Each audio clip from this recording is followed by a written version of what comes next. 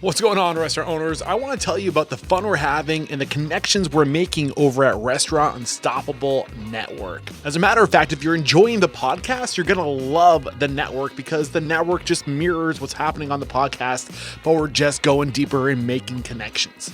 Not only am I connecting you with the leading restaurateurs on the podcast, I'm connecting you with the experts that they're going to become unstoppable. Just this week, the co-owners of Relish Bar and Restaurant in Houston, Texas joined us, and they brought their realtor with us, and we went deep into advice on site selection. We also had time to talk about tip pooling. It was great.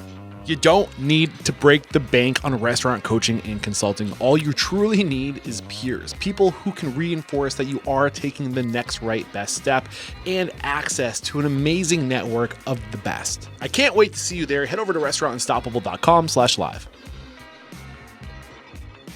This episode made possible by Restaurant Systems Pro.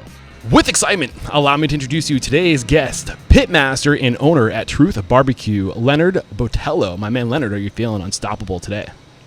Some days. Is today a rough day, my man? No, not a rough day. Well, I'm happy you're here with me. Always expecting something, yeah. you know? I'm happy you're here with me. I want to give a shout out to one of our listeners, Keith Peterson, who said, hey man, if you're in Houston, you got to get Truth BBQ on the show. Apparently you have a big fan out there.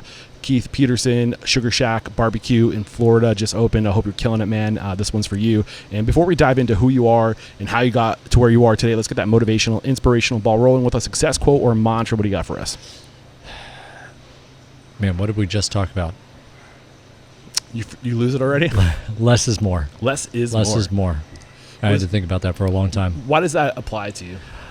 I don't know. I think it started off a barbecue, and I love food. Where there's no expectations, where you're just blown away. I feel like it's like that experience is very, very hard to recreate. And with barbecue, I had that emotion and I had that the first time that I had craft barbecue, and I was like, man, like, what is this? Like, how do I recreate this? Like, how this is so special, and it's like it's a piece of meat. Like, that's it. Like, yeah. When you say less and more, are you talking about ingredients? Are you talking about business? Are you talking about all the above? All the above, I think.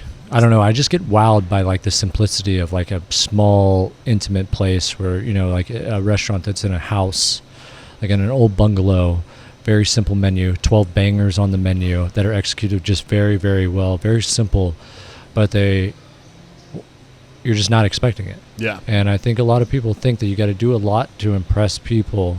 And as long as you take a lot of time and passion into those little things and critique them day after day after day, they become something that you never thought that they were going to become. Yeah. I think when I hear less and more is more, I think of chefs and their approach to food today, just trying to not do a bunch of crazy stuff, but just get really good quality product and let it be what it wants to be. But I also think about past guests we've had on the show, like Kathleen Woods, who says, what's your one thing? You know, do your one thing. What is the one thing? That one thing creates so much discipline for yourself that'll live with you the rest of your life that you have no idea. That, like, I just had this conversation with one of my guys the other day. He's like, why don't we do this? I'm like, we need to focus on this, and it creates discipline that you know that you will never understand, that I wish that I understand 5 years ago, 10 years ago. Me focusing and disciplining myself to focus on this has brought so much, because that is what I was chasing. Yeah. And I gotta give a shout out to Ed Doherty too, who says 1 degree. It's another person that's his shtick is 1 degree. And what they mean is just to put all of your energy into doing a few things really well. Don't have a giant menu, have a small menu, crush that small menu, own that one thing in your market, and do one thing, and you'll do it better than anybody else. And that's what I think of. I mean, for me, I've always thought about it like there's a lot of people that do the one thing, and those end up being the legacy spots. Like, they're always going to be talked about for that item. Yep. Versus getting not washed out. You might have a banger menu that's amazing from top to bottom, but there's always something that sticks out, and it always sticks with you, and that's the one thing. You know? Not to mention your training is easier because you don't have to train people to do a bunch of different things. Your cost of goods are usually less. Your marketing hits harder because you can put all of your energy into saying one thing. It all compounds, and there's something to be said there. So great way to get this thing started. Before we dive into your story, real quick, paint the picture. What is Truth BBQ? How many locations? What kind of concept? Truth BBQ's complex but very simple at the same time. Like, I always wanted it to be something that I experienced as a child. The places that never change, that'll be there for forever, that are iconic. That there's a reason that they don't change. And there was a certain, after the first time that I had craft barbecue, there was a certain aspect that I saw where it became almost like an art form. And that art form had to be done very particular. So instead of putting my name, somebody else's name on the door, it was more about an idea, if that makes sense, of like staying true to where barbecue started, where it's going, but also just respecting the people that did it, who still do it, and how they started doing it. And I always wanted to stay true to that. I love that. Yeah. I love that. But today it's 2 locations. Yeah. Original location was somewhere between Austin and Houston, the midway point. What was, I forgot the name of the town. Brenham, Texas, about an hour, 15, hour and a half. About, it's like smack dab in the middle. Yeah. That was your first location. Counter service. How Same many thing. seats? Originally 2 tables. 2 tables. 8 seats. Yeah. And today it's 8 seats? 2 tables inside. I mean, yeah, we've kept it the same size, and there's some picnic tables outside, but that one is like, I wanted that to be like kind of like diamond in the rough, hole in the wall, like raw, true, gritty barbecue experience in the country. And there's a lot of places that I will take people to get experiences similar to that, because you just can't recreate it. And that was like my recreation, I would say. Like, I didn't want it too special. I wanted you to feel how simple it was, but I also wanted the food to be very vibrant and speak for itself. Second location, 2019, where we're sitting today. About 150 seats, you said, with the patio open. Still counter service. Menu similar, different? They're in different. Similar, more options, stuff like that. We can crank out of the kitchen. Bigger kitchen. Yeah, have more fun. Got it. What kind of, are you cool talking about revenue? Yeah. What kind of total revenue are you hitting with your new location here? Like here? Like overall sales? Yeah. Ballpark. Pretty good. You don't have to say it. No, I'm not going to force you. Will you talk about percent profit? Usually around 10, 11 is where, I mean, this one's kind of hard because protein heavy. Right. Cost going portion up. Control, costs going up. What was the best percent margins you hit before costs started going up? I would say anywhere, probably like 15%. Got it. Yeah. And where are you sitting with your prime cost of goods, labor? I mean, I like to sit under 64. Okay. Yeah, I mean, how's that split? Labor, we like to keep like 20, 22. Okay. I mean, it's pretty good. I see a lot of people working here for counter service. Yeah. There's a lot of people flowing around. We rotate them in and out. Try to keep longevity, keep them here for a long time. It's hard to build a culture on this. Yeah.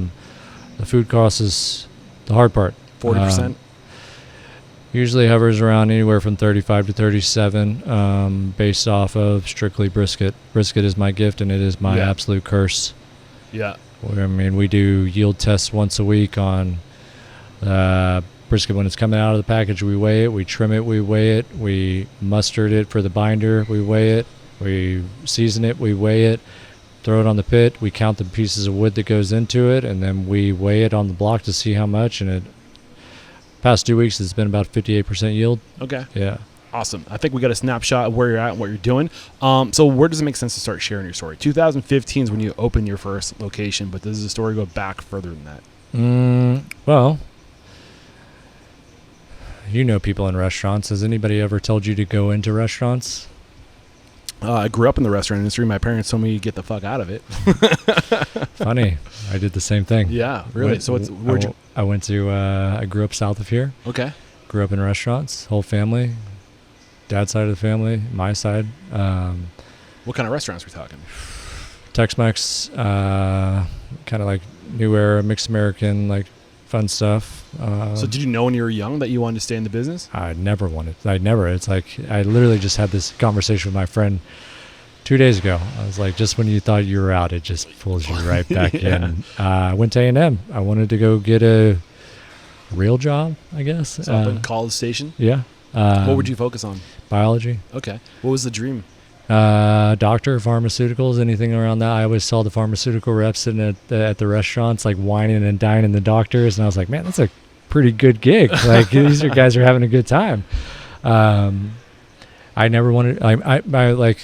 Listen, everybody in the restaurant industry knows, like, that's what you do. That's it. Like, what do you mean? That is what you do? Just if you're in restaurants like that, it bleeds into every aspect of your life, from start to finish. You don't have weekends off for the most part. You got late nights. You got minimum vacations. You live, breathe, food, service, expectations. It's a lot of pressure. Yeah. How do you deal with that pressure? Therapy. I mean, you joke, but I think that it's something that we can take more advantage of in the industry, for sure. It's more and more people are talking about that as an option. And it used to be something that, the tough guys didn't do that. That's for people who are weak. But I think we're learning that that's not true. No. You gotta understand, I think, more so how you think, and realize people aren't going to think the same way that you do, the expectations and all that stuff. And that's really a hard thing for a lot of people in restaurants, because they're like, how do you not understand this? Right. And to be able to unravel that, I mean, it's a struggle. And then also balancing the stress, also balancing the pressure, thinking that you have to amount to something that you actually don't have to amount to. But I think that's what drives most of us for the most part. I mean, I got into barbecue because I loved the culture of barbecue. I like the cooking aspect, and I like the journey of it. But I have crippling social anxiety. You know what I loved? What's that? Being left alone from 1 a.m. until 7 a.m., not having to talk to anybody. And I could just be alone with my thoughts and music and just be very in tune with it. And it flipped my world upside down. Yeah, and it's interesting because I think we're in the business of creating illusions. Yeah. Right, where our job is to transport and to create this illusion for the guests, an unreal experience. We're here to help them escape from their reality, and meanwhile we're lying about our own reality in this facade that we create, this image, this experience that we put up. Nobody knows what's going on behind the scenes. Oh. You got to realize, like, when do people go to a bar or a restaurant? They go when they're sad, they go when they're happy, they go when they're angry. We're all trying to fix those emotions for them. Right. That's a hard thing to put in perspective, because that's what you're working for, to make those people happy. Right. And change, their outlook on that day with what you're cooking. Yeah. And then all your stuff gets put on the back burner. Yeah. And I know we're still early in the conversation, and I'm going to get personal, but how has therapy helped you? It helps me navigate some things, like help understand things that I'm very OCD. Like, so when I look at something, I always believe that there's a formula. Okay. So it's very hard for me to understand somebody who does not look at something the same way that I do, as a puzzle, or as a challenge. It's human nature to put order in chaos. Yeah. Yeah. In the restaurant industry, when I started this podcast, the goal was to figure out what is the formula. And the more you learn, the more you realize it's chaos. It's complete chaos. And I think it's hard with, I think it's like, you don't like the chaos, but you actually thrive off the chaos. Right.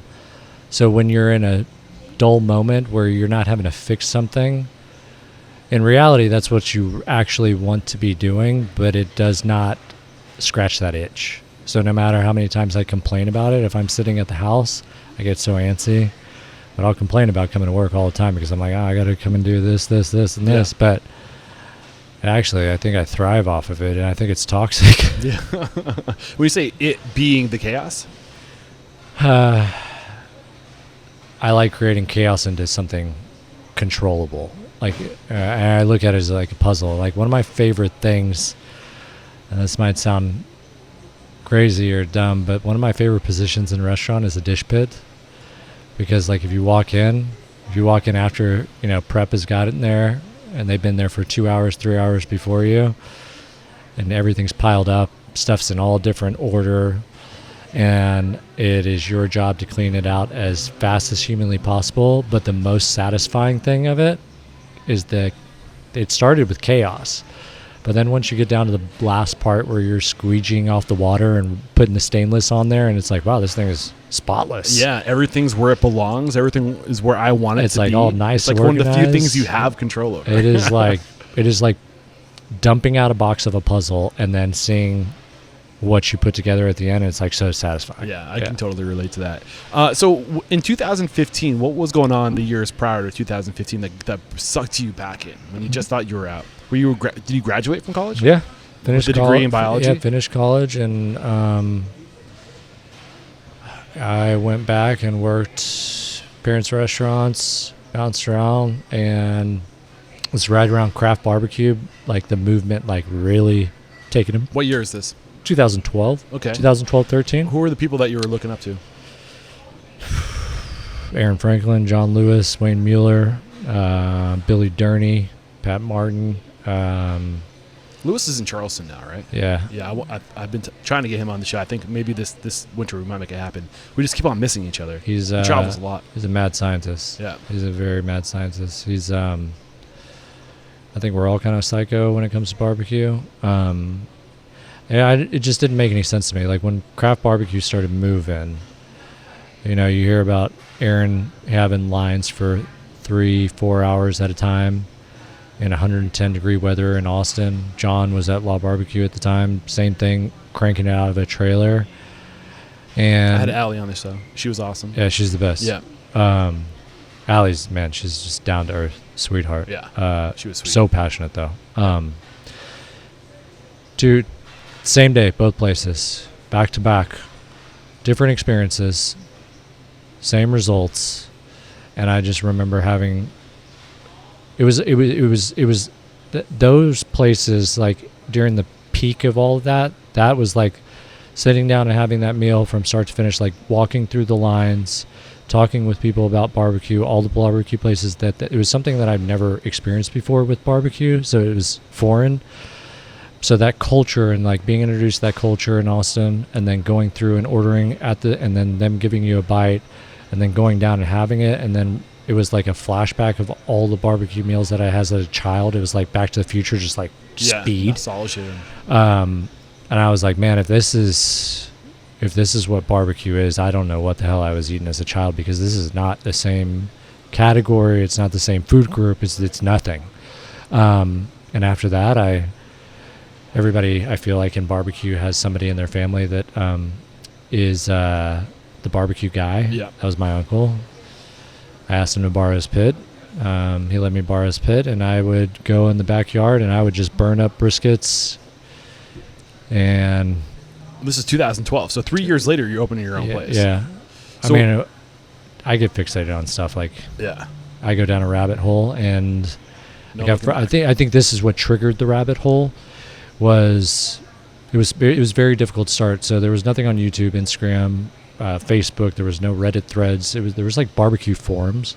Everybody was trying to still figure out what briskets John, Allie, Leanne, all those guys were using, all the seasonings that they were using. And I think Aaron had his book out by that time. A bunch of people have books out, and you go through the books and you go through all the motions, and you're like, man, this is not the same. And then you realize they're just guidelines. Right. After you burn up a lot of meat. Yeah, you got to learn how to play with fire. Yeah. And then once you realize they're just guidelines, it becomes a Da Vinci Code, and then you're moving puzzle pieces around nonstop. So when did you decide that you were going to open your first place? I actually can't pinpoint that memory. It was kind of like I think I want to do this. Like I think I just fell so in love with the process of it. I was like, you know what? If it works, it works. If it doesn't, it doesn't. But I do remember when it did open. I was like, if I don't, I wasn't chasing accolades, but I made a mark for myself. I was like, if I don't get into the Texas Monthly top 10, I was so like, it's top 50 is the actual thing, but you wanted to get top 10. Yeah. That was cool. Did you say this out loud? Did you make this be known? Because you made it happen, 2 years after opening? Yeah, I told people that were with me, and I got a guy here that's still on staff, and I was like, man, if I don't, like, I'll just close the doors. Like, what's the point? Like, I'm not gonna do it just to do it. Like, if I'm gonna do it, I'm gonna go after it. Yeah. You know what I mean? And it wasn't about chasing the accolades. It was about understanding the mechanics, improving every day, and setting a goal. And then that was it. And like one person wrote about it, the next person wrote about it, and the water faucet kind of turned on. So was this a goal before you opened?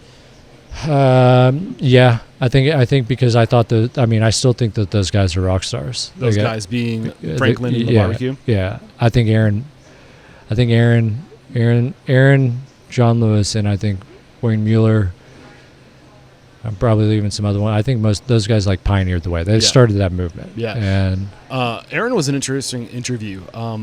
His approach is really interesting. What he did to scale the brand, not necessarily the restaurant, but he developed such a brand that he just puts his brand on the way he like with his books and the lessons, his YouTube channel, then his barbecues, like his actual barbecues, the pits, and like all of his seasonings, and like he really is a master developing that brand and then putting that brand and scaling the brand. Like I think that was the first time I ever spoke to somebody who really scaled the brand and with only one location. Oh, he thinks way outside of the box. Yeah. Like I want to buy Aaron's books. Yeah. I have his books. You know what I mean? Like I got 2 of his books while I was there. I walk past them. I open them up. I'm like, man, this is a good book. I meant to get him to sign one. I totally forgot. I'm still kicking myself. I'm sure he can make that happen. That's pretty great. I mean, these guys are like, there's not a lot of restaurants that have lines that long, and like to be able to see that and experience, it's like kind of mind blowing, especially during that time where there was only a handful of barbecue restaurants like that. I think the timing was pretty clutch. Yeah. He caught the wave. Yeah. You know, and not to say that his barbecue wasn't delicious, but his talent plus catching the wave. Yeah. It was like a perfect storm. Yeah.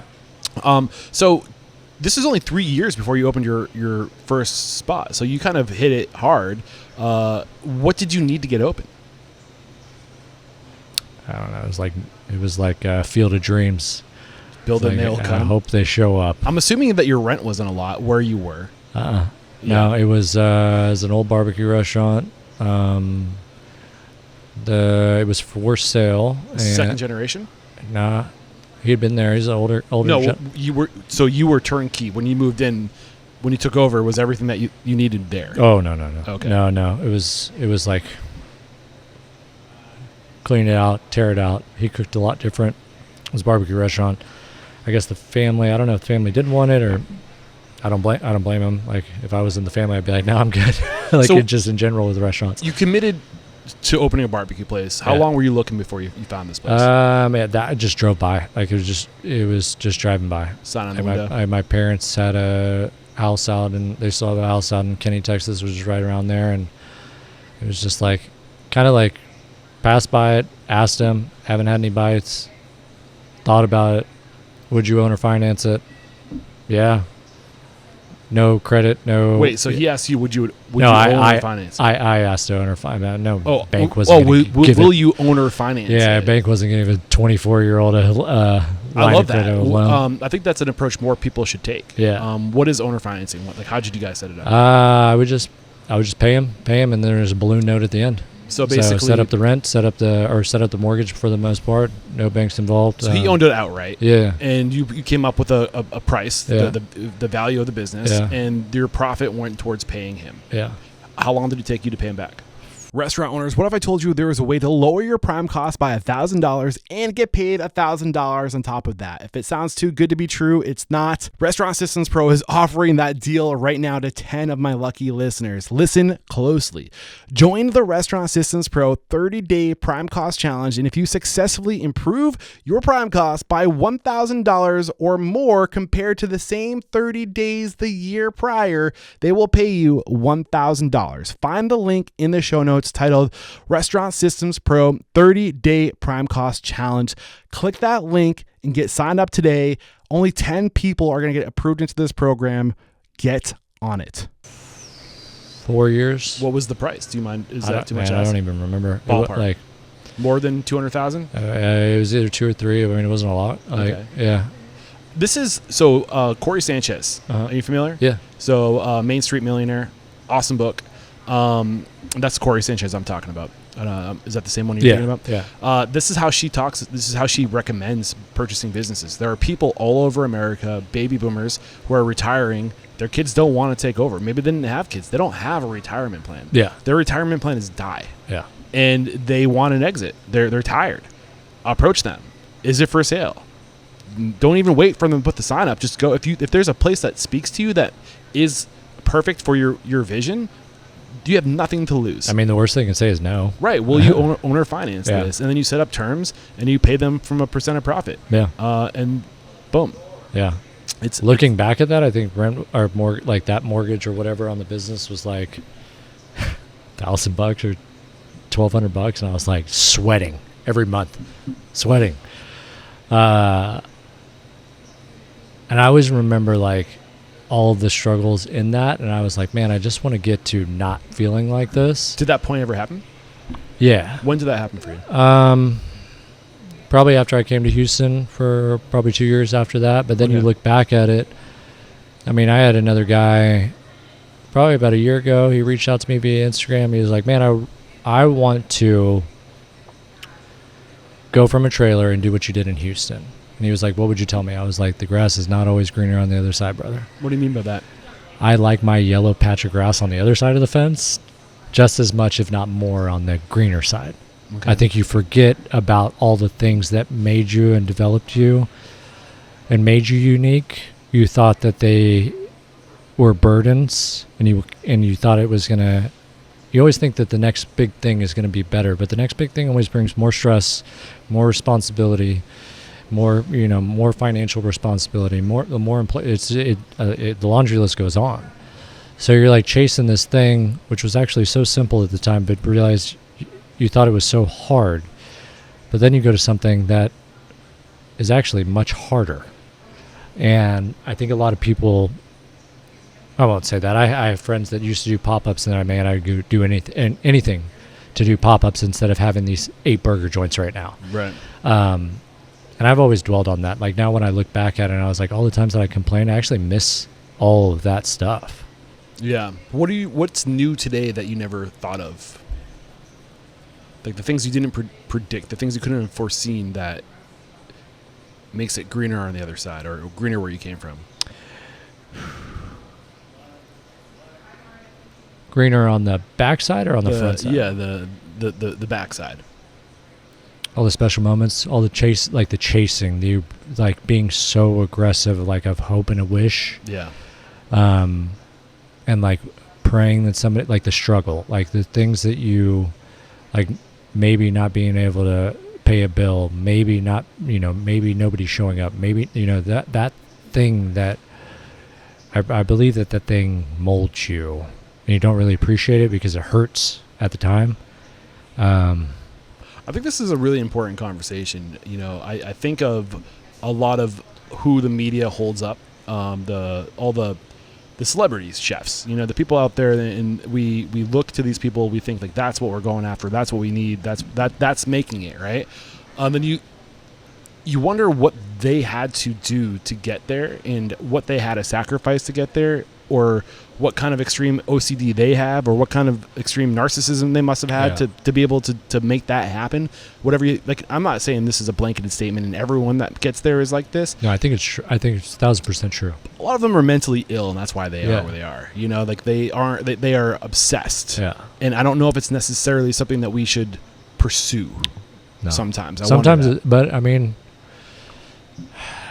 what do they say? Diamond makes diamond, or diamond molds diamond. Diamond cuts diamond. I think that those struggles and those pushes actually make you better. Yeah, if that makes sense. Like, and then you look at them in the moment. You're like, man, this fucking sucks, dude. Like, is it ever going to change? Or is it always going to be like that? Yeah. And then you don't realize how much it sets you up for the next thing. Right. There's always a next thing. You know what I mean? Yeah. But you're not cherishing the previous ones in the moment and realizing all the things you learned, because usually in those biggest struggles, you're worrying about if you can pay the bills. You're not realizing all the things that you're actually like the discipline you're learning and all the things you're learning off of the struggle. Mm-hmm. So in the early years, 2017 is when you got your first, you actually hit your first goal to get top 10. Yeah. You were number 10. Texas Monthly Barbecue, best top 50, number 10. How did that change business? Upside down. What do you mean? Like, I don't know. It's kind of hard. Like, one person starts writing about it, and you're just like always waiting for that faucet. And I'm kind of the person, like you want something, but there's always another thing. You know what I mean? Like, you want the line to get bigger, you want more notoriety, but there's always another one. So you're never satisfied with one thing. And I never got to really celebrate 6 people in line to 12 people in line to not being able to cook enough food, because there was always the next thing. And that's one thing I look back and kind of regret of not being able to turn the faucet on slowly. It just kind of not slowly, just appreciating the faucet and like leaning into it. It just was always like go. Like, how much more can we do? Like, what can I do to get better?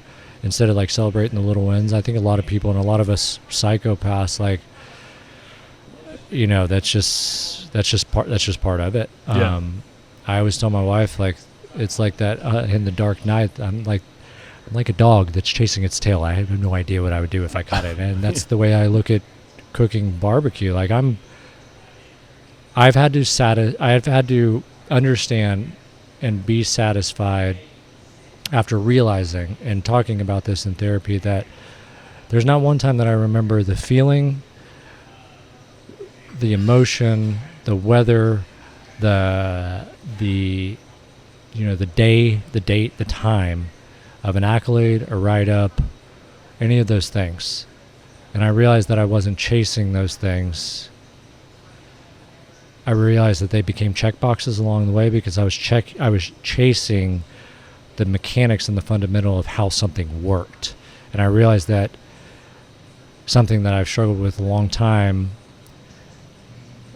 what I believe that's made Truth better is I don't cook the same barbecue or food that I did 6 years ago now, and I don't think I will 6 years from now, because I think that I'm looking for perfection, but I know perfection doesn't exist because there's always a next thing. Yeah. And so for me, it's always hard. People think that I'm down in the dumps because I wasn't happy with an accolade or wasn't happy with a write-up. I'm always thrilled, but it's always... I realize that's not what's solidifying what I'm doing. I'm actually me doing what I'm doing and trying to get myself better solidifies. That's what makes me sleep at night. But I did realize that picture perfect, smell, time, place, weather. I remember all the times that I fucked something up. And that's where I had to realize what I was chasing and understand it and how to channel it, if that makes sense. So if I'm hearing you correctly, what you're chasing is just a better version of yourself today than yesterday, or how to do the thing better, how to tweak it, just that slight edge every day. I get uncomfortable with simplicity and like stagnant. It just makes me feel uncomfortable because I always feel like there's a way to tweak. Like, is this chair too loose? Like, you could be a little tighter. Is it comfortable enough? Like, you know what I mean? Yeah. Like, you said you can remember the fuck ups. Are there at least 2 or 3 fuck ups that come to mind when you reflect back? Yeah. What's the top one? Going from Brenham to Houston. 2019. And I could cook, and some of my guys could cook with a blindfold on, with one hand tied behind their back, and make some great barbecue. Yeah. Like, it just become repetition. You're comfortable with it. Right. And for me, and my thought process was like, I know how to do it. Where you started, but a whole new pail, whole new location. New place, you go to a new environment. Start all over. Especially with barbecues, it's so dialed in. And that's when I really started to appreciate barbecue. Yeah. Because it goes down to the science. And what the biggest challenge is the city of Houston made me go into a room that's enclosed. There's no airflow, and they want ventilation above the pits. Those pits are made to breathe outside. So the way that I would cook out in the country, outside, fighting the exterior environments, was amplified in that room because everything was so controlled. So it cooked like a lab. So 250 would cook like 300. The briskets would react different. They would get color faster, slower. Like, everything would change. So I was freaking out. Right. Because everything that I knew had gone out the window. You gotta start all over again. And then you realize that these are just puzzle pieces, and these thermometers are just gauging. They're not gauging a true ambient temperature, and they're not gauging the flow of smoke. They're not gauging any of that stuff. When I started to become good is when I started to stop listening to music when I was cooking barbecue, and I noticed every little aspect of what was happening in the cook by feel, touch, and noise, like all the way down to if you walk through the pit room and you hear a popping noise, you understand that it's the metal contracting and expanding in the hotel pans that are holding the water because they're drying out.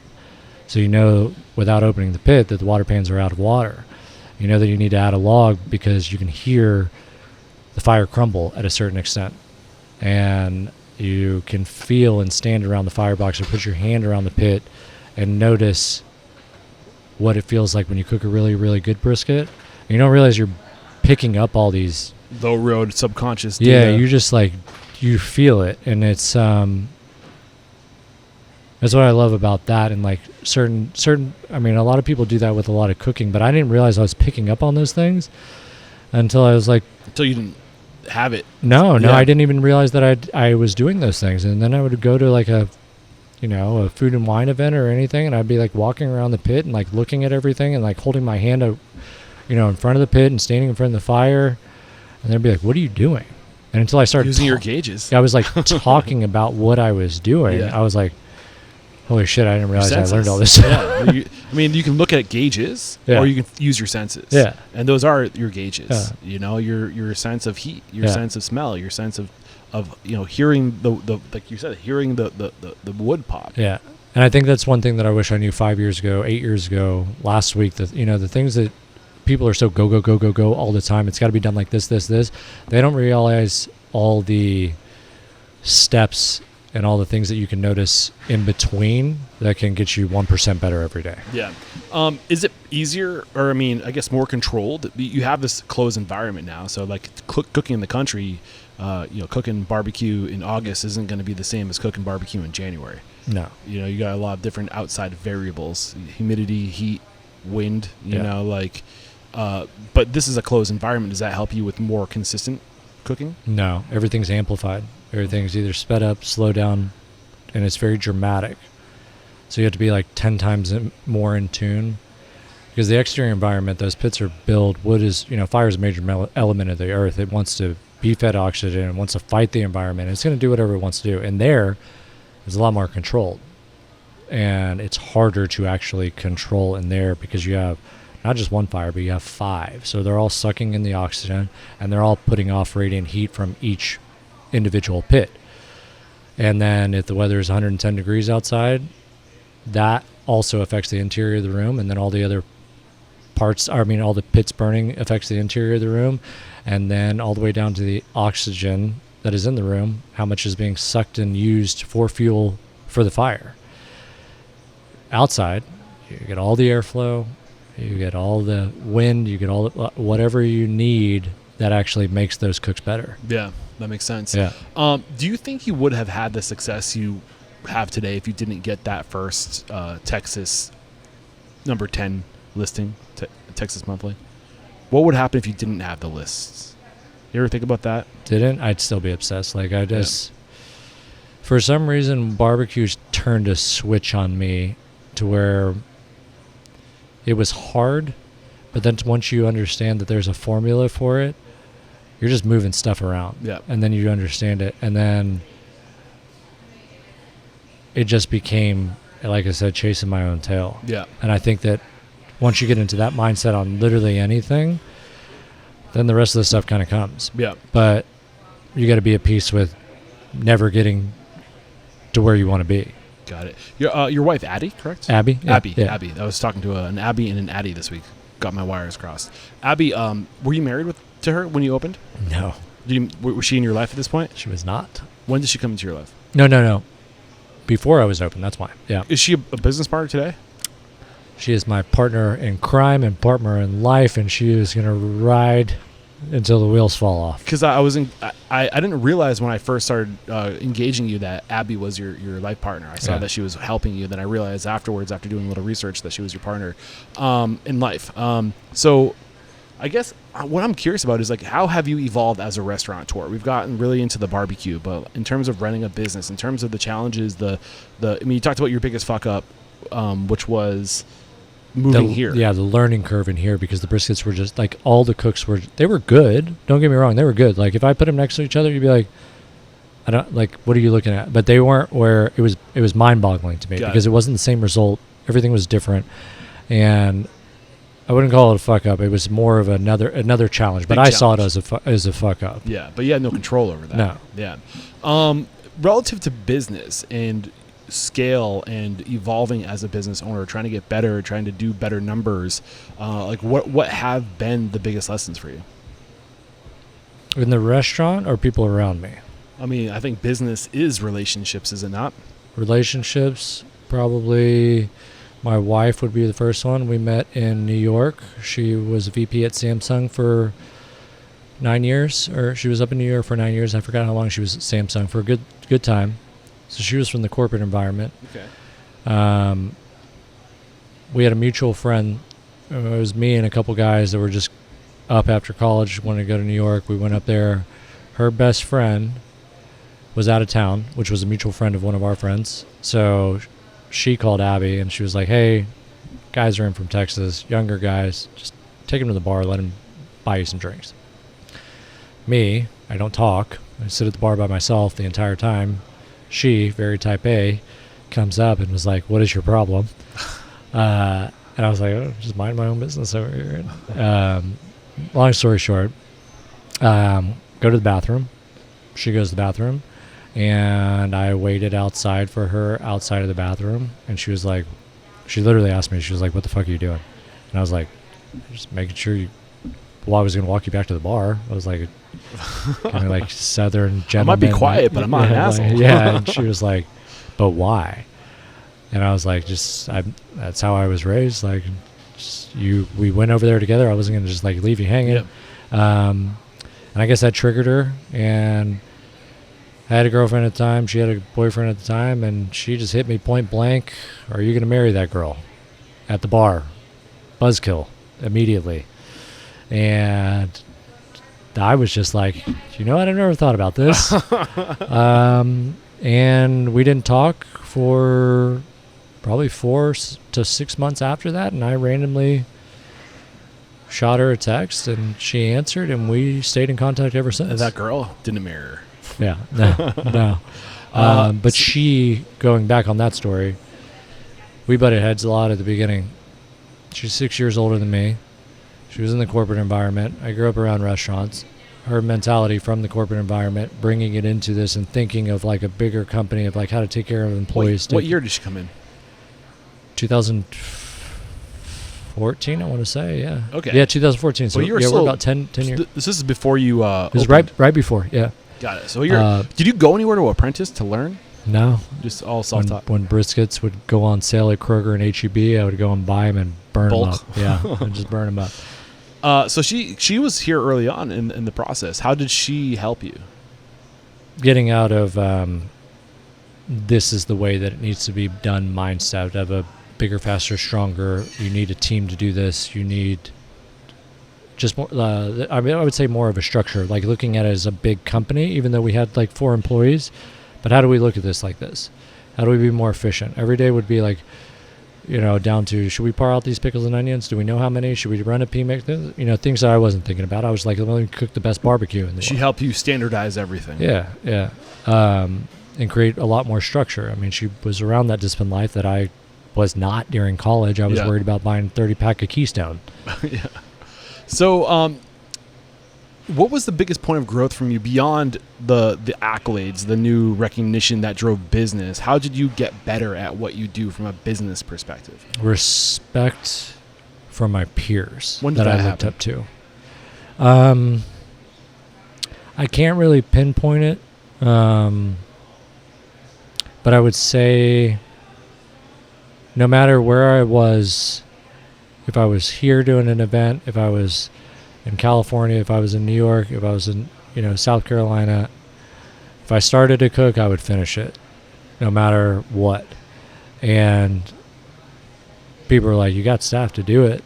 Why are you doing it? I'm like, yeah, but I want them to be able to experience what I can provide without them having to come to Texas. Yeah, and they're paying for me to be here, not just my name. Yeah, and I think it was more, I didn't realize it was discipline at that time, but they, some of the guys that I consider mentors or big brothers for me were like,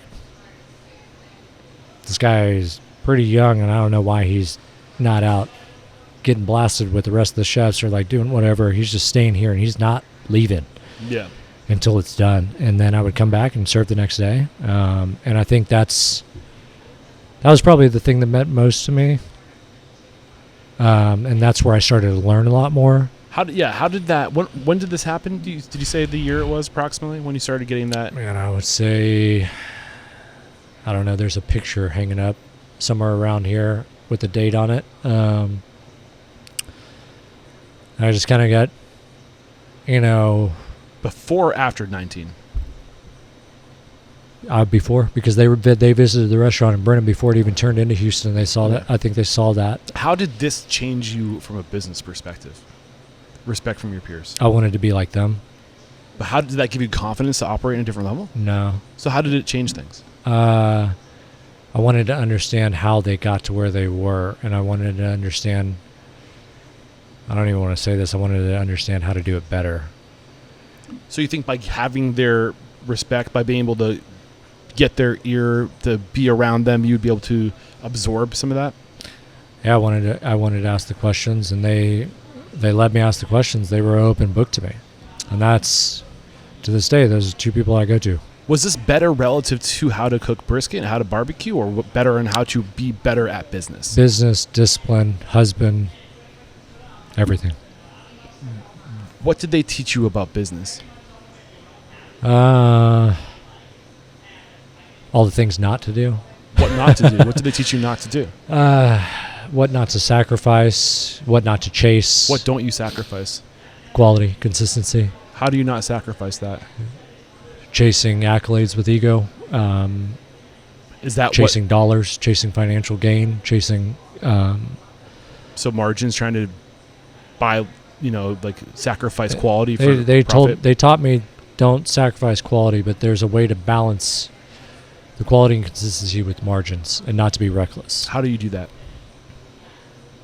Still trying to figure it out. Yeah. It's tough. Like, you want to be able to provide, and barbecue is even harder because our yield and the time and labor wood that goes into it is not like putting a steak on a plate that you're cutting up a primal, you're getting an exact amount on the steak of the weight, and then it takes 20 minutes to cook, and then you got two sides, whatever, a la carte.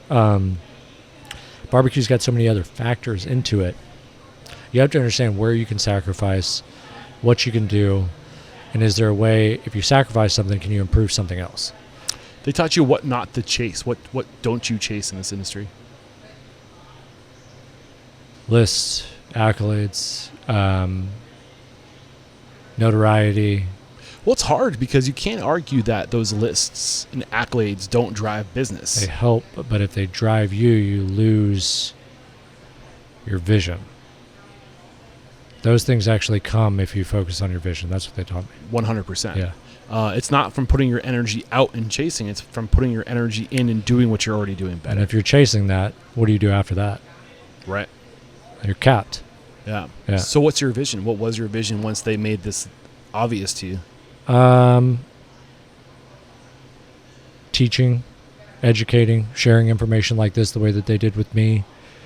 Realizing that there's people out here that want that knowledge, and you don't actually, they're not really competition. You want the everybody in the restaurant community wants everybody to succeed because it's such a hard, toxic community. You know what I mean? Like, for the longest time, it wasn't like that. You know, I think when I started this podcast, I was afraid to approach successful people and say, share your secrets. And I think, one person that taught me, the best advice that I ever got was in 2015, Wayne Mueller told me temperatures he was cooking at, seasonings he used, rotations he did, pits he used, why he did X, Y, Z, and I was just taking mental note. And then I finally asked him, why are you telling me this? And he was like, if Jimi Hendrix shows you how to play the guitar for 5 years, you're still never going to fucking sound like him. Yeah, you're still not going to have the same passion, the same discipline. And once I realized that all this stuff that should have been secrets and all that stuff, they're never going to look at a fire the way that I do. They're never going to look at a piece of meat that I do, a piece of wood, anything like that. And his thing was, why take this to the grave? I'd rather have people talking about me for the rest of my life. Little spawns everywhere. I was like, yeah. I had a lot of respect for that. Yeah. Yeah. I love that. Did things ever... what relative to your vision, this vision of making it about sharing and making the people around you better, paying it forward, where are you in pursuit of that, would you say? I think now growth for the people within, giving them to be something, be a part of something. They might have started on sides. They might have started on bus. Can we get them here? Can we get them here? Can we get them here? Level them up. Give them something that they might have never thought was even an option for them. Tap into that need for growth. Yeah. Push them a little bit more. How do you provide opportunity and growth here? How is Truth BBQ an outlet for that? Give me some examples. Mm-hmm. I don't know. I always think that you don't have to be stuck in a position. I think that if you want to go somewhere, if you tell me you want a 3-week growth program, a 1-month growth program, a 6-month, let's talk about it. Let me see. Because if you help me, I'll definitely help you. Yeah. I can't do it all, you know what I mean? So, and it's not fun. What I've realized is like this place here takes an absolute team, if not an army, and I can't do it without them. And it's hard to create this culture of this, like, for them to look at barbecue and food and experience the way that I do. I don't expect them to ever understand it or get close to it. I expect them to respect it and want to get to that. So if they can, we want to take them along for the ride. It's not fun to celebrate by yourself. So that, and like being able to be, I would say, part of the community, however we can get back to the community. How do you get back to the community? We work with different charities. We work with one called the Beacon, where we get people that have been incarcerated or, not had a home for a while, can't get a job. They vet them, send them over for an interview, and give them an opportunity that nobody else will give them. And honestly, we've found some of the hardest working people that some people would never bat an eye at. So I like that, and we're that, and then she works for Sky High for Kids. I work with No Kid Hungry, anything that has to do with children with illness, cancer, anything like that. Do you have children? No. But once I started working with Billy Harris and No Kid Hungry, and then going to like the Institute of Health in DC, and then walking through there and seeing these people from all over the world with kids that are 1-year-old to 12 years old. You never think about a kid being sick, and then seeing it is rough. Like, because these kids, they've never done anything bad in their life, so why would they get dealt this shit hand of cards?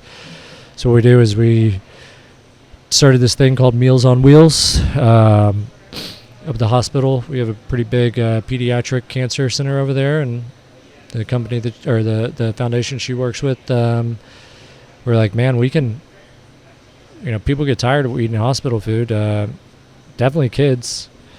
Why don't you let us bring meals to them during the holidays that doesn't put a huge, hit on our margins or keep them unhealthy? Yeah, the food that they're feeding is like.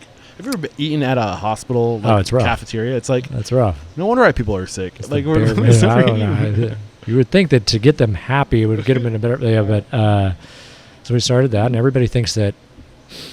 That was one thing that I realized over the years. My wife was always like, "We need to get back. We need to donate. We need to donate." And I was like, "Man, we don't have any money to donate." I didn't realize how much my time and my effort is actually worth more money than it is if I donate. I can go and cook somewhere, get a group of friends together, cook somewhere, go pack up food, donate it, than it is me giving. Like, it showing up and going through the motions or auctioning it off. It actually does more than I thought I could ever do. How does it do more? I don't know. Some of the auctions that some of the dinners that we've auctioned off have definitely raised more money than I could ever pull out of my pocket. Yeah. And it just, everybody thinks it's such a hard lift, but it's me doing what I do on a daily basis, and it's actually fun for me, and I get to get more out of it than I would with just a normal customer. It's going to not only make people excited that bought the dinner, but also going to fund, pediatric cancer, or going and funding new meals for them or anything like that. And I didn't realize like me just showing up and doing what I do was actually going to provide that. Yeah. That really put it in perspective for me too. Yeah. Yeah. So where is your business today? If we're getting into like the nitty gritty of how you organize your business, you are at the top of the hierarchy. If we're talking hierarchies, how many people do you have employed? 75, 80. 75, 80. Yeah. How many of those are management? So who's like your direct reports? 7. 7. And Yeah. what are those titles? We got we got our general manager. One general manager. Yeah, one GM. We got 4 AGMs. We got marketing, training, development. We got Is that one title or 2? yeah titles? one title. Director of finance. We got. I guess if you count my wife and I, we're still in here pretty much all the time. And how do you and your wife split it up in terms of lanes? She's a people person. I can start fires really good. So in terms of your leadership, it's like 10 people, approximately 10 people, and 75 are like frontline / Yeah. AGMs or yeah. or AGMs were part AGMs of it. up there, and then the rest are just on rotation here. Brenham, yeah. What percentage of that is hourly versus salary? 90%. Hourly? Yeah. Got it. I'm assuming your GMs and your like HR development or your director of finance was your salary. In terms of like tech stack, what does that look like? I saw you're using Toast POS. Are you using any other technology in the back end that links to that? Yeah. Toast, Restaurant 365. We use Paycom for payroll. Paycom? Paycom, yeah. A lot of HR stuff involved in there where everything goes up in the cloud, log everything. Way too many reports than what we need, but it's still very detail oriented. Yeah. You can categorize everybody by department, by area, like very specific. Restaurant 365. Are you using all the tools in the suite of R365, inventory, scheduling, all that? Yeah. I got a lot of buddies that use Margin Edge. They love it. I think whatever works with your POS system for the most part to give you like live data for the, yeah, it's good. What was it? How long have you been using Restaurant 365? Just finished building it. It took like 10 months, 11 months, like developing all the recipes. It's a big lift. Did you have to get help doing that, or did you outsource? Was a little bit, but no. Everybody that Restaurant 365 or like Margin Edge or like any of those companies like that, even the third party people that help it, they could do it for other restaurants with brisket, ribs, salt. Like what we do is a lot more complex because we trim the brisket no matter what weight it comes in at. We got to get it down to about 12 to 15 pounds. We have the excess trim that goes into sausage, and then all the ingredients and all the labor and all the food that goes, or the fuel wood that goes into brisket. Our raw food cost would be $4.78 a pound, but it's not really. If that makes sense. So being able to like explain that to a third party or somebody else, they're like, no, your food cost is this. I'm like, yes, it is, but I need to reallocate that to actually show what brisket cost needs to be and where our margins are at, because there's so much more that goes into it than just the brisket. Like, yeah, we can get a raw food cost on it, but it's going to look fucking amazing. Right. Yeah. The actual yield, actual versus theoretical. Yeah. Yeah, you got to calculate that. And that was very hard. And I had to get with my guy to like. Who's your guy? Alex. I had to really get with him. Director of finance? Yeah, to break that down. And he came from another restaurant group, and he was like, do other people do this? I was like, I don't know anybody, but I'm trying to do it because this is what makes sense to me, to like get it as close as humanly possible. Because with all these people that talk about these systems like that, it's only that system is only going to be as smart as the data that you feed it, and it feeds off of all of that data. So for me, I'm thinking out of it as like, how detailed can we get it to get it feeding me what I want to see? Yeah. I refer to platforms like Restaurant 365 as enterprise solutions. Yeah. Because they're a one-stop shop, fully integrated, integrates with your POS, and then there's a general ledger designed for the restaurant industry tied to that. Another one is Restaurant Systems Pro. They're heavy. I mean, don't get me wrong, they're heavy lifts. It's a big time investment. The biggest challenge is getting going. It's discouraging, but once I would say there was like a breakthrough where I was like, oh wow, I'm almost there. Yeah. And that's where I was like, just could not stop. How did you rationalize the investment? Were you aware of the lift? Did you know? Everybody told me, but I actually didn't know. So like, even though I'm talking to you and telling you about the lift, like you don't actually know. Like opening a restaurant's easy. Yeah. But just buy the building and then you're open, right? Honestly, off the record, I think opening a restaurant's easier than putting in Margin Edge and Restaurant 365 into place because it's so detail oriented. Seriously, off the record, or can we keep that in there? No, you can keep that on. Okay. I was just like I don't think anybody unless you've done it, you don't know how difficult it is. It's it's weird because like my whole thing with this podcast is try to get the truth. Yeah. And you start to realize that truth is relative and truth is complex. My truth might not be your truth. Yeah. And the truth is, like, I would learn about these tools, these enterprise solutions, and realize that, like, man, if you're a single unit, 2-unit operator, 3-unit operator, and you're still kind of in it all the time, you already have, like, your plate's already full, and then you got to get this enterprise solution, and that is another 5 hours of work a week at least. If you would have told me to start this a year ago, 2 years ago, I wish that, and I hope that anybody that's listening, whether they're getting started or they're already been in the business for 10, 15 years, like, I wish I would have done it on year 2. Yeah. Restaurant owners, what if I told you there was a way to lower your prime cost by $1,000 month over month and get paid $1,000? That sounds like a deal too good to be true, but that's exactly the deal that Restaurant Systems Pro is offering 10 of my lucky listeners. So why are they doing this? Because they consistently help their clients get between 15 and 25% profit in their business. And when they approach new clients and say, I can do the same thing for you, they get met with a lot of resistance. And because it sounds too good to be true, most restaurants think if you do between 5 and 10%, you're doing good. So to hit 15 or 25%, like, what do we have to sacrifice? What scam are you throwing at me, sir? No, thank you. But the truth is they really do help people hit these numbers. And the way they do it is by having all the most important systems that are tied to profitability fully integrated into an enterprise solution. I'm talking like counting, inventory, scheduling, checklists, training systems, general ledger, balance sheets, costing cards. So when you have all those systems dialed in, ironclad, tied, connected, fully integrated in an enterprise solution, you get data. And when you have data, you can make little tweaks here and there. And those little tweaks, you can see the fruits of your labor, the effects of your efforts. And that's how you hit 15 and 25% profit. And on top of all this, they also have support, which is unheard of in today's age. So you get all these things compounded that help you hit that 15 to 25%. And if I have your attention, keep listening.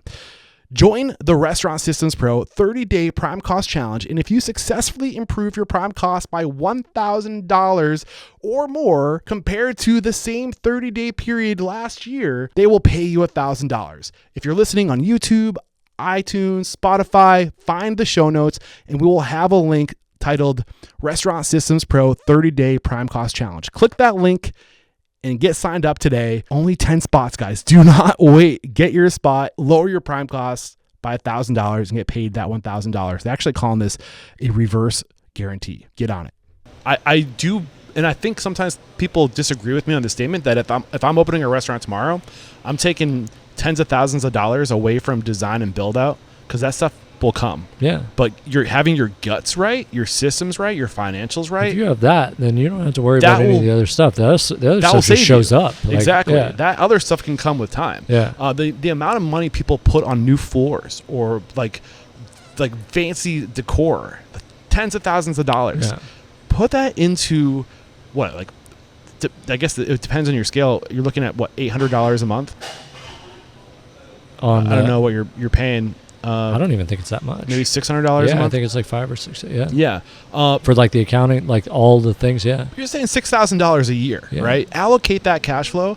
And then I would even argue that they should, honestly, for a marketing thing, they should be like, this is how much you paid. This is how much you saved. That's the thing. When you get that level of data and you're tracking everything, and you get your actual versus your theoretical, and you know where your money's going, and plus when I say scorecard, you can literally keep score of how you're doing, and that scorecard, that becomes the game of business. And you need to know how you're performing. You need to know the score before you can start getting better at the game. That's I did it too. Like, you know, you'd be cranking out amazing food, and then you'd look at your report card, and you're like, oh man, that sucks. And then it gets discouraging. Like, but if you're balancing the two out parallel, it's a really good feeling. Right. But it wasn't until I had Jason Carrier from Mama Betty's on the show. Do you know Jason? Awesome. Not dude. personally. If you're ever in Austin, check out Mama Betty's. He's doing some really cool stuff there. You might have heard of some of his restaurants. Chugging Monkey. Yeah, he was like OG bar operator on 5th Street. Yeah. Like, a lot, like, they got some really cool concepts. Anyway. That's where those platforms, they can turn a bar into an empire. Like, yeah, for sure. Alcohol margins are nice. So he got out of the bar game. I think he still owns, like, still has equity in some of the concepts that I can't remember all the concepts. He had, like, all in, I think he has opened 12, and then at one point he had 5 going at one time. But anyway, I digress. He opened Mama Betty's, and out of the gates, he outsourced his financial. Wow. He outsourced his financials to Cerboni, and I was like, I don't know if everybody can do that. But then I started looking into the numbers, and the thing is that lift that you're talking about, not everybody's wired for that kind of work. I know I'm not. Yeah. Most people are right brain kind of people who get into this industry. They're creative. They're in the moment. They're chaos, right? If you have somebody whose job it is to manage those technology, like that's what they do, the financial technology platforms, and you outsource, like you have a director of finance. Yeah, well, we've only had him for 3 weeks. Right. But the reason that I did was because started working on Restaurant 365, started realizing how much data it could pull for me, realized that I had a great CPA, but it does me no good to get my numbers 12 days, 15 days into the next month. I can't pivot. Right. And this guy's telling me, telling me if we structure this right based off of X, Y, Z, he was like, I can give you live the day of or the week of. He was like, you tell me what, as long as we're feeding the data. And I'm like, so as detailed as we break this down, you're telling me if I want to categorize paper goods and I know that cheese is costing me a lot, instead of putting cheese under dairy, we can separate and categorize that, and you can just feed it to my GM to tell her where to pivot the day or the week of. He's like, yeah, we can structure it like that if you want. So to your point earlier, you said you can't afford to not do this. How have you been able to rationalize and justify the expense? How is that manifested? I think you got to look at it as, like we talked about earlier, like you got to surround yourself with people that are smarter than you. And I know that I'm not good at those things. Right. I try to make myself good at it, but I can only get myself so far, and I can only do that plus this plus that plus that plus that. I need some people around me, and I learned that from Pat Martin and Billy Durney. Martin's Barbecue, and then Billy Durney got Red Hook Tavern and Hometown Barbecue in New York. You gotta have your people that are better than you at a lot of stuff. You gotta know your lane and stay in it. Like, what is the 10% of things that only you should be doing? Do those things. I can tell you what it is. It's lighting a fire. Yeah, and that's also what you love. Yeah. And that's what makes you happy, and that's the thing that drives you. Yeah. That's what sparks you. And if you try to juggle all of them, and I'll tell you, I've been there. Like I've gone through it even recently. Like you try to juggle it, you want to touch everything, you can't. And then once you realize that it's starting to slip away, you blame it on yourself, and you realize one thing's getting neglected, another thing's getting neglected, and a lot of people think, man, I just can't afford to do it. But it's like running a race, and you can see the finish line, but you're realizing your shoes are untied, your leg is cramped, you're falling apart, but you just want to get there. But there's so many things that are stopping you, and you think that if you just keep going, that it's going to make it better, but it's actually not. Yeah. Yeah. You one of my mottos is we go further together. Yeah. You have to choose to go further together. And we are tribal animals. We literally evolved to coexist in a tribe where every member of that tribe brought something special. Yeah. And it's when we're in the tribe, when we're in the pack, that we take down the mammoth. Yeah. No, it's true. I think one of my biggest things is I'm always scared, like, and everybody, I think, to a certain extent, it makes you uncomfortable. You feel very vulnerable when there's somebody that's smarter than you in your business. That's ego. Right? You know what I mean? But you have to put that past you and be like, realize that they are actually better at this than you are. Right. And they're going to help you make you be better. And the only person that 100. taught me that was my wife. I mean, that was just me being stubborn. I mean, I just thought that we couldn't afford it, couldn't do it, or I would just put it off because I thought I could handle it. But in reality, the only way for you to be really good at that one thing is if you have other people that are really focused on their things that they're really good at. Right. You got to be able to focus on the one thing. Yeah. Yeah, for sure. What are some other examples of the things that you've outsourced to, or the other people you've surrounded yourself with?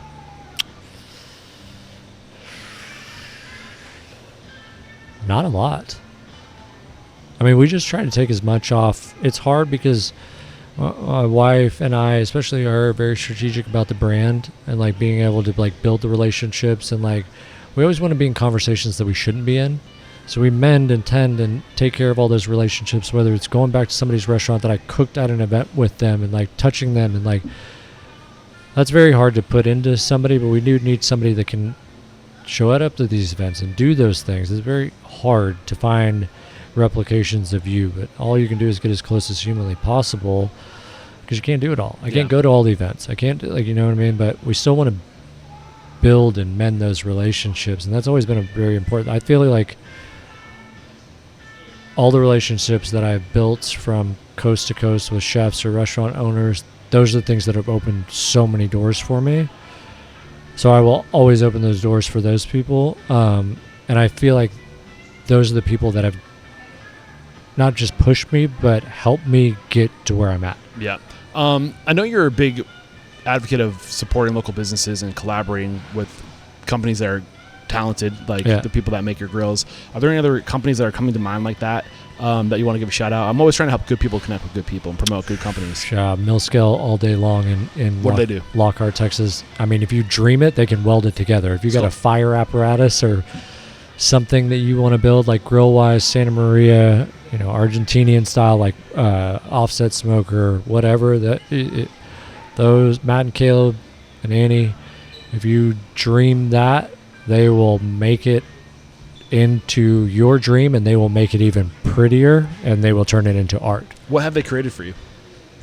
A number of grills that I would like to not admit how many they are.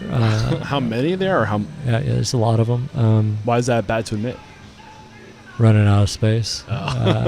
Those are the guys though. I mean, they're OCD like I am. Like, I hope I can get a camera on some of those grills before I get out of here.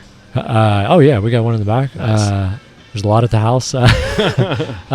It's my dream to have an open fire pit, like live flame pit in my house. I gotta say, oh yeah, that would be amazing with like a ventilation system, everything. That would be put in. That would be beautiful. Oh my god, that's like a dream come true. I want to be able to do a whole deer rotisserie in my kitchen. That would be I wouldn't leave. I gotta need more downloads before that happens. It's gotta be like in a cabin in the woods, like in Montana or something like.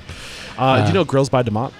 Nah. They're out of Atlanta. Do similar work. This is the first time I've hearing of this company you're talking about, so I have to check them out. Oh yeah, Matt. They're at Mill Scale. They're great, but they are every detail, every measurement, every to the millimeter. Yeah. It actually. What's good about them is they take the feedback after guys like me or other guys. What we like, what we don't like, what we think and they just put it into place. Like they're not too proud of what they do. They want to make it better. Yeah. Any other companies you worked with here in Houston that help you build this vision that you have right now? Design, HR. PR. Oh yeah, PR. I mean PR. Yeah, public content's done a great job in Houston. They're done fantastic. I would say the community more than anything. Like all the restaurants around us. Like being excited for us to come into town and then inviting us to stuff that we shouldn't have been invited to, and like opening the doors for us, putting us in those conversations. Yeah. What's the vision, man? Longevity. Where are you going? What's the dream? Do you have like a goal, a number of locations, more locations? I don't even know if I want more. I want a ton. I'm still searching for. Honestly, it's stupid. It's like I'm searching for the perfect cook, and that all comes down to when you say cook, like the actual barbecue, like the cook of a cook brisket, of just a brisket, like any of them, but mostly just brisket. But I mean, that's talking all the stars align. Farmer raises the cattle perfectly, feeds it at the same time every day. It's butchered at the right time. The wood is from the right tree. Who do you source from? The briskets? Yeah. Double R Ranch, Snake Rivers Angus. What makes them special out of all the places you could source from? I always like boutique farms, like small. And when I say boutique, I'm still stocking like 2,000 heads a day, like of cattle. Like, but when you get up into the major ones that are 10 to 15,000 cattle or heads of cattle a day, the quality is just not there. The smaller ones, the farmers are worried about the genetics. They're out there with an ultrasound on the cows daily to see the fat content. Yeah. They're taking them to the plant at the proper time. They're giving them, a good quality of life. They're normally finishing the cows on corn, makes the beef taste a little bit different. And the guys that work at the packing plant, they're not running and churning and burning through the process. So the quality of the prepared product is actually much better. Yeah. Much more uniform. So, are you paying attention to what some of these farms are doing with vertical integration? No. Have you heard of Dean and Peeler out of San Antonio? Yeah. Just out of San Antonio. So they're an example of a farm that does vertical integration where they own the entire process. Yeah. From like the very from sourcing, from literally selecting the semen, right? I'm pretty sure Snake River does that too. I'm sure I just didn't know I didn't know the term. But for that. my hope is that vertical. It's just like owning the entire chain from vertically or from selecting the semen to artificially inseminating, growing the animal, processing the animal, or butchering, then processing, bringing it to a factory where they will work with companies to get their specific how do you want it cut? What marinades do you want? And then they'll ship it, and they're working with companies like US Foods to do the distribution. That's like the only thing they don't touch is the distribution. Yeah. But I hope more farms do that. That's why I like the smaller farms like that. Yeah. And then, it's hard to. People are so used to going to the grocery store and just picking up a steak or ground beef off of the shelf. They have no idea how many people touch that piece of meat in the process before it even gets to the grocery store. And then they don't understand why the price raise across the board on certain foods. And I just wish people shed more light of how much work went into the cattle before it even gets processed. Like, these farmers are getting paid pennies on the dollar. Right. And people are just so used to going on and just picking it off the shelf. Right. And it's like, dude, there's so much more that goes into it. I know. And I think, the consumer is so price conscious, and how many streaming services does the average consumer have? But if they won't pay, to support their local farm. Yeah. I know $20 chickens is hard. I get it. But at the same time, it's like, where are our values, man? You know exactly where it's coming from, how it was handled. You know the person that's like, raising it. You have a relationship with that person, It's like they only stand when gas prices go up, but they don't understand when gas prices go up, it's more expensive to get the corn to the cattle. It's more expensive to transfer the cattle. It's right. More, they understand when they go to the gas pump, oh gosh, the economy, but they don't understand even how much that affects everything else. Right. It's I think so. The mission statement is to inspire, empower, and transform the industry. I think to that point, from start to finish, there needs to be a lot more light shed on that area. 100%. Because without that, none of us would be here. The consumer is ignorant, but they're not meant to know. Yeah. Then it was never designed for them to know how it works. But I think that if we're going to see change, if we're going to transform the industry, it has to be through conscious capitalism, and you can't be conscious if you don't know how the sausage is made. Yeah. How are you supposed to make better decisions with your money if you don't know the difference between good and bad? You're just looking it's like choosing a flight on kayak, or whatever, a hotel room, what's the cheapest? And that's how we're wired. But that doesn't support a conscious capitalistic society. It's just not... I don't know. I always rack my brain. It's just not strategic thinking, at all, and understanding. But I'm a psychopath. I want to understand the mechanics of everything and how, why, where, and I get it. Nobody else is going to think like that. Well, we're getting busy here, and I want to make sure we respect the seating, and I'm sure you guys fill up. So I'm going to try to get through some questions here. We'll wrap it up. What is one thing that you've recently done in your business that's really had an impact on moving the needle, really getting points back to your bottom line, if at all? repurposing. It was after I went to the processing plants and saw the belly of the beast and saw how cows went through that line, how they were broken down, etc. I didn't eat beef for about probably 4 to 5 weeks after that. And I was like, you know what? I'm not going to knock vegans and vegetarians anymore because I've seen the process of what's going on here. And but it took me doing that, realizing like, you want to make sure cows were obviously put on this earth for a reason. Chickens, like everything was put on here for a reason, but there's a way to get them to a certain point for that reason. You know what I mean? So they need to be respected, taken care of, a good, healthy life. And then if all these people are touching this animal and doing all this work on this animal and taking all this time and care, when we get it to the restaurant, how can we use every aspect of it? Right. How do you that's the best way to respect the animal, is to use it.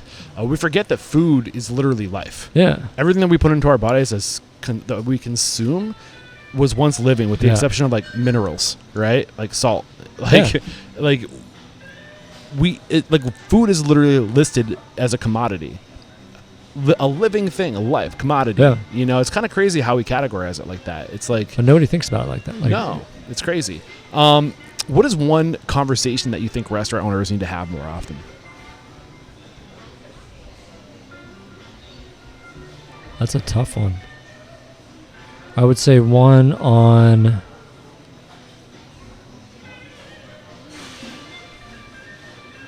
You know, one thing that I can think of, the restaurant, not just that they need... Are you saying think or do? A conversation that restaurant owners need to have with each other more often. There's one thing.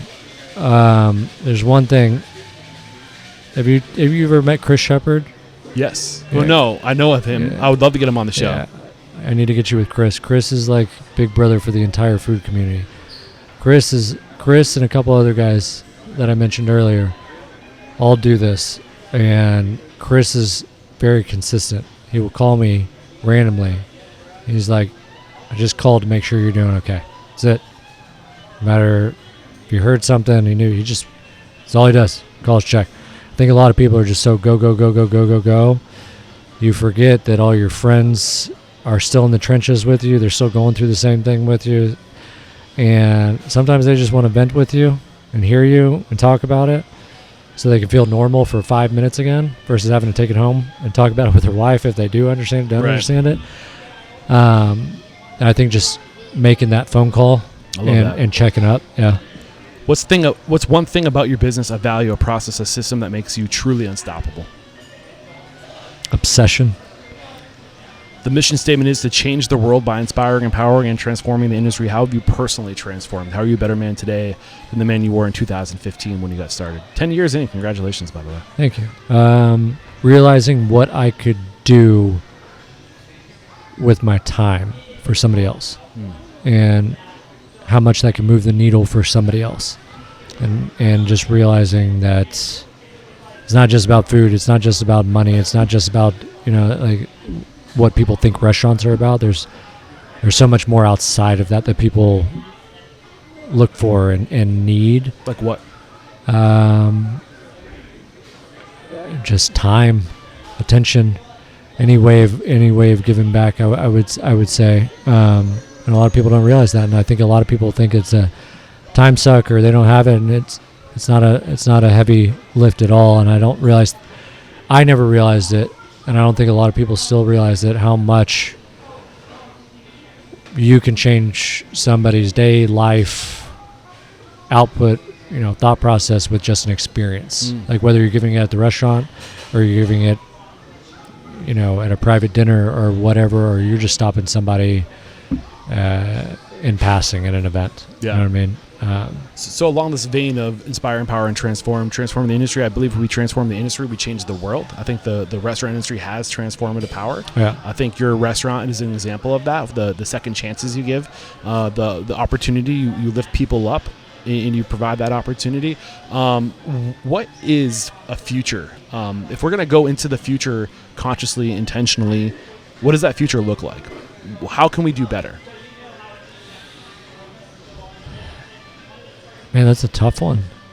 I mean, I think educating the consumer a little bit more, helping them understand. And I think some of these shows are amazing to see, like somebody like Chris Bianco, the thought process and the love and passion that goes out to this guy going to a field picking out grains.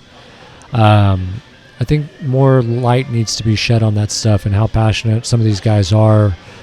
I mean, they sacrifice time, friends, family, marriages to create an experience for somebody else.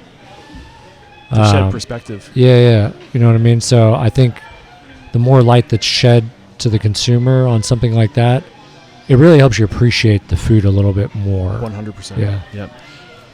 If you got the news, this is a big one. Open your ears. That you'd be leaving this world tomorrow. All the memories of you, your work, and your restaurants would be lost with your departure, with the exception of 3 pieces of wisdom you could leave behind for the good of humanity and your legacy. What would those 3 pieces of wisdom be? Man, you should have definitely given these before. I think you could just echo a lot of the sentiment today, man. It's not about. Well, I don't want to put words into your mouth, but I have some takeaways. Want me to do the first one, see if that gets the ball rolling? Yeah. It's about the process. It's about doing one thing. It's about the passion, not about the accolades. Yeah. I would say process or mechanics, passion, and discipline. Those are the 3 things. Throwing those all together. Is that one thing or 3 things? I would say 3 things, 3 separate things, but they all kind of come one after the other. You kind of develop them all along the same way, but they all kind of trigger each other, if that makes sense. Yeah, for sure. Man, you've been great.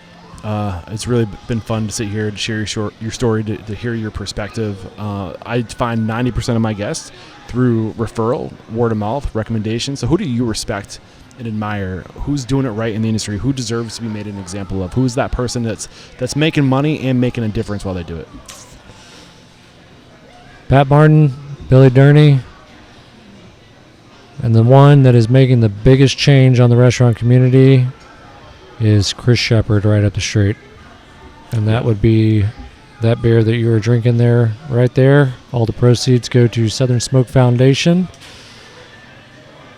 And that is to support mental health for hospitality workers. And if they find themselves in a situation of disaster, it funds all of that. People in the hospitality industry, whether you're waiting tables, you're bussing tables, you're working back of house, you put in an application. They raise money for it every year, and they fund it when you are in a bad situation. Yeah, that is Roadhouse Brewing Co. behind you, a special collaboration with Southern Smoke Foundation. It's a lager with coriander and sea salt. It's delicious.